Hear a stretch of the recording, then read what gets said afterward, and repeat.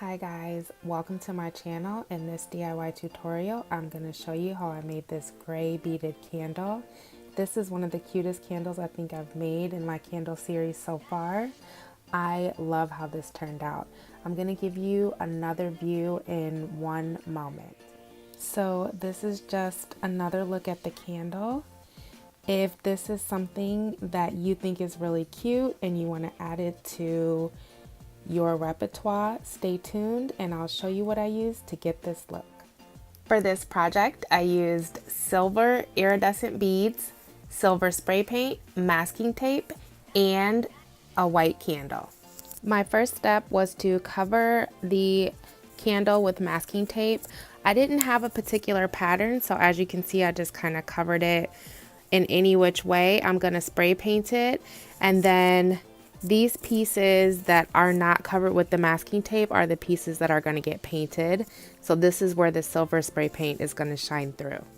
This is what the candle looks like now that it's been spray painted. So I'm going to remove the masking tape and begin beading. This is what the candle looks like now that I have removed the masking tape. I am going to bead it in the open spaces and show you what that progress looks like. This is the bottom of the candle so far. So as you can see, I'm just filling in the spaces in between the paint. And I have a little like chip right here, so I'll figure out how to fix that. But I really love how this is turning out. I just think this is going to be so cute. So I'm going to keep going and show you a little bit more progress. This is a little bit more progress. So I'm going to finish up and show you the final results. This is the final result. I love how this turned out. I think it's so pretty. It's really, really cute, and it was not expensive at all to make.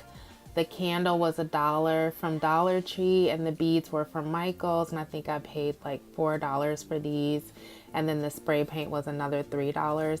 So you could make several of these. You could give them away as a gift, or you could just use them to decorate your home. But this is such a cute, cute, cute idea. I love, love, love how it turned out.